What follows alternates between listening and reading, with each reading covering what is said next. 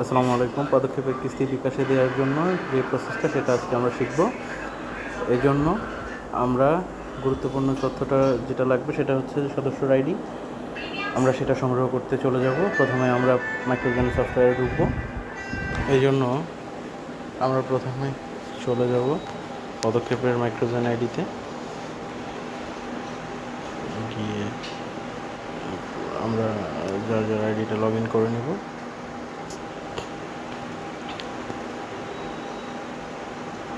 সদস্য আইডিটা log in করে এমআইএস ফিল্ডে যাব। ওখান থেকে সদস্যর তালিকার লিস্ট ভিউ এখানে যাব। যেই সদস্য বিকাশে বা নগদে পে করবে ওনার যেই সমিতি, ওই সমিতিটা সিলেক্ট করে নেব। আমি সমিতি সিলেক্ট করে নিলাম। এরপরে আমরা সার্চ, এখানে যে সার্চ বার আছে সার্চে ক্লিক করব। এখান থেকে আমরা সদস্যকে খুঁজে নেব। এই যে আমি আমার কাঙ্ক্ষিত সদস্যকে পেয়ে গেলাম, মোহাম্মদ সালাউদ্দিন, বাবার নাম আমির হোসেন, ফোন নাম্বার এটা ঠিক আছে। তবুও শিওর হয়ে নেব যে এই ব্যক্তি ওই ব্যক্তি কিনা। আমরা এখানে ক্লিক করব, করলে সদস্যর তথ্য চলে আসছে। তো আমরা শিওর হওয়ার পরে এখান থেকে সদস্যর এই যে আইডিটা, সদস্য আইডি নং, এই জিনিসটাকে আমরা সিলেক্ট করে নেব। আমরা সিলেক্ট করে এটাকে কপি করে নেব। এই আইডিটা আমরা সদস্যকে দিয়ে দেব। এরপরে জাস্ট সদস্য যেটা করবে সেটা হচ্ছে সদস্য তার বিকাশে আসবে, বিকাশে লগ ইন করে নাই লগ ইন করে ব্যালেন্সটা চেক করে নেব, পর্যাপ্ত ব্যালেন্স আছে কি না। ব্যালেন্সটা চেক করার পরে আমরা চলে যাব। এখানে আরও দেখুন একটা অপশন আছে, আমরা এখানে ক্লিক করব। ক্লিক করে এখানে অনেক অপশন আছে। এখান থেকে মাইক্রোফাইন্যান্স, যেটা উপরে এনজিও লোগো করা আছে, মাইক্রোফাইন্যান্সে ক্লিক করব। ক্লিক করার পরে আমরা এখানে চলে আসব পদক্ষেপে আসার পরে এখানে ব্রাঞ্চের বিকাশ নাম্বারটা দিব। সেক্ষেত্রে আপনার ব্রাঞ্চের যে বিকাশ নাম্বার, অধিকাংশ ব্রাঞ্চে হয় যেটা ব্রাঞ্চ ম্যানেজারের যে নাম্বারটা, ওই নাম্বারটাই ব্রাঞ্চের বিকাশ এবং নগদ নাম্বার। সেক্ষেত্রে আমরা এখানে কোতোয়ালি ব্রাঞ্চের যে ব্রাঞ্চ ম্যানেজার, ওনার নাম্বারটা আমরা এখানে দিয়ে দিব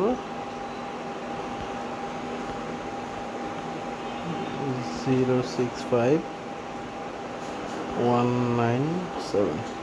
আচ্ছা, নাম্বারটা দেওয়ার পরে এইবার এইখানে যে অপশনটা সদস্য আইডি নাম্বার, আমরা ওখানে যে সদস্যর আইডিটা নিয়েছিলাম ওই আইডিটা আমরা এখানে দিয়ে দেবো। হ্যাঁ, এটা সদস্য যে পে করবে উনি দেবে। এরপরে এখানে প্রসিড করবেন। প্রসিড করার পরে এখানে কিন্তু সদস্য তথ্য চলে আসছে, সদস্য আইডি নাম্বার, ব্রাঞ্চের নাম, সদস্যর নাম, ব্রাঞ্চের বিকাশ নাম্বার। এই তথ্যটা জাস্ট ঠিক আছে কিনা এটা দেখে আমরা আবার প্রসিড করব। এখানে টাকার অ্যামাউন্ট আমরা দেবো, কত টাকা পে করবো। হ্যাঁ, সেক্ষেত্রে আমরা এখানে চলে যাব হচ্ছে ব্যবহারযোগ্য ব্যালেন্সে আছে 32 টাকা, পরিমাণ পরিবর্তন করব, এখানে আসবো। আচ্ছা, আরেকটা গুরুত্বপূর্ণ কথা যেটা, সেটা হচ্ছে যে এই যে পরিমাণটা এখানে 00 দেখাচ্ছে, এটার কারণ হচ্ছে এই সদস্যর আদায়যোগ্য নেই। যদি সদস্যর আদায়যোগ্য থাকতো সেই ক্ষেত্রে এখানে যত টাকা আদায়যোগ্য সেটা এখানে শো করবে। তো ওই পরিমাণ টাকা যদি ঠিক থাকে তো দিবেন, আর যদি ঠিক না থাকে তাহলে আপনারা পরিমাণ পরিবর্তন করবেন। আমরা এখান থেকে পরিমাণ পরিবর্তন করব, করে এই লেখাটার উপর ক্লিক করব, করে মনে করেন 20 টাকা পে করবো আমি। হ্যাঁ, জাস্ট পরীক্ষামূলক 20 টাকা পে করব, করে দেখব যে ঠিক আছে কি না। আমরা নিশ্চিত করলাম। আমি এখানে নিশ্চিত করার পরে এখানে দেখেন সদস্য আইডি নাম্বার, ব্রাঞ্চের নাম, সদস্যর নাম, বিকাশ আইডি, পরিমাণ, চার্জটা দেখতে পাচ্ছেন, চার্জ। হ্যাঁ, তো এখানে আমরা আমাদের পাসওয়ার্ডটা দিয়ে দিলাম। পাসওয়ার্ডটা দেওয়ার পরে এখানে কিন্তু আবারও দেখতে পাচ্ছেন একটা জিনিস বারবার দেখাচ্ছে যে সদস্য আইডি নাম্বার, সদস্যর নাম, ব্রাঞ্চের বিকাশ নাম্বার, ব্রাঞ্চের নাম, এই জিনিসগুলো দেখাচ্ছে। এই জিনিসগুলো যদি একটু খেয়াল করেন তাহলে কিন্তু একজনের টাকা অন্যজনের নামে জমা হয়ে যাবে, সেই ক্ষেত্রে আপনারা বিপদে পড়বেন। তো এখানে আমরা ট্যাপ করে ধরে রাখবো, টাকাটা পে হয়ে গেছে।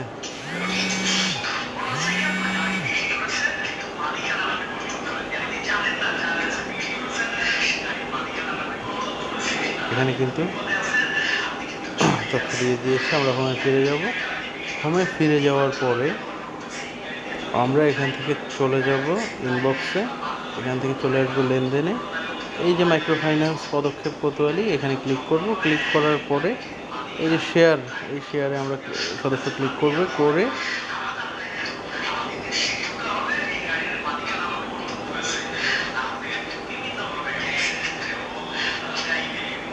আপনাকে মনে করেন হোয়াটসঅ্যাপে বা মেসেঞ্জারে দিয়ে দেবে, যেমন এটাতে দিয়ে দেবে।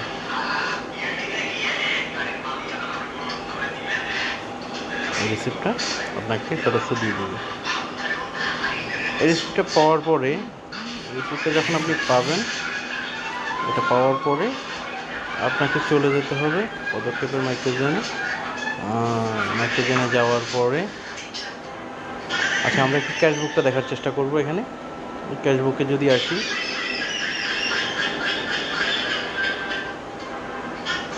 দেখতে পাচ্ছেন আদায় হয়েছে 20,000 টাকা। এখানে কিন্তু বিকাশ আদায় 0, নগদ আদায় 0। তাহলে ব্যাপারটা কি হলো? ওখানে তো 20 টাকা পে করা হয়েছে, তাহলে 20 টাকাটা আসলো না কেন? এইটাকে আপনাকে পোস্টিং করতে হবে। এটা সিএম, প্রত্যেক সিএম তার নিজের আইডি থেকে, আমরা চলে যাব হচ্ছে ওয়ার্ডজিতে। আচ্ছা, রেজিস্টারে চলে যাব। আমরা রেজিস্টারে চলে যাব। রেজিস্টারে গিয়ে এই যে এখানে দেখতে পাচ্ছেন একদম লাস্টে MFS রেজিস্টার, আমরা MFS রেজিস্টারে যখন যাব, গেলে কিন্তু দেখতে পারবো এই যে জনের নাম, এরিয়ার নাম, ব্রাঞ্চের নাম, এখানে সমিতির নাম আছে, সদস্যর নাম আছে, হ্যাঁ, টাকার অ্যামাউন্ট সব কিছু আছে। জাস্ট এখান থেকে আপনি এই তথ্যটা মিলিয়ে দেখে আপনাকে পোস্টিং দিতে হবে। কিন্তু পোস্টিংটা কী করবে? কনফার্ম দিলে কিন্তু পোস্টিংটা নিয়ে নিবে। আমি পোস্টিংটা দিব না। হ্যাঁ, এটা কেন পোস্টিং দিচ্ছি না দেখাচ্ছি। প্রথমেই আমাকে যেতে হবে কালেকশন শিটে।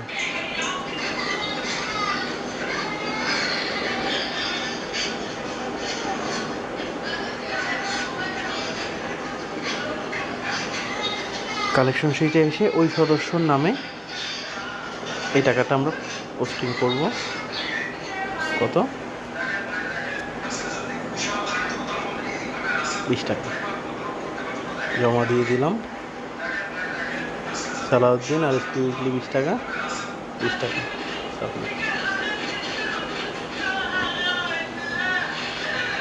তারপরে আমরা এটাকে রিফ্রেশ করে নেব।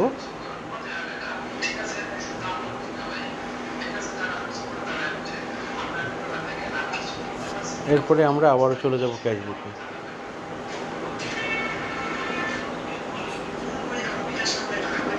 এখানে আমরা দেখতে পাচ্ছি মোট আদায় 20,020 টাকা, কিন্তু বিকাশ আদায় 0। এখন কি করতে হবে? এখন পর্যন্ত কিন্তু আপনার বিকাশের যে টাকাটা, ওটা ক্যাশের হিসাবভুক্ত হয়নি। তাই আপনাকে চলে যেতে হবে রেজিস্টারে। ওখান থেকে FMS রেজিস্টারে চলে যাব। গিয়ে এখানে দেখতে পাচ্ছি তথ্য চলে আসছে, সদস্যর নাম, সমিতির নাম, টাকার পরিমাণ দেখে এই যে এখানে পোস্ট, এই পোস্টে আমরা ক্লিক করব। আমরা পোস্ট করে দেবো টাকাটা। হ্যাঁ, এই যে are you to have post 20 টাকা from member. Yes, just posted. এখান থেকে কিন্তু তথ্যটা চলে গেছে। ওকে, চলে গেছে। তাহলে আমাকে যেটা করতে হবে, এখন আমরা আবারও একটু ক্যাশবুকে গিয়ে দেখব।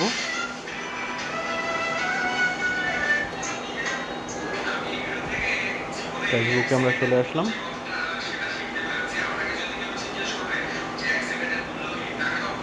এই যে এখন কিন্তু দেখতে পাচ্ছেন বিকাশ আদায় 20 টাকা।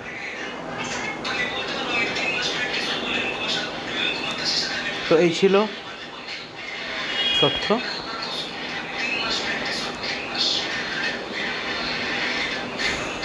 আপনাদের সুবিধার্থে এই জিনিসটা শেয়ার করে দিলাম। ধন্যবাদ, ভালো থাকবেন, সততা এবং নিষ্ঠার সহিত নিজের কাজ করবেন।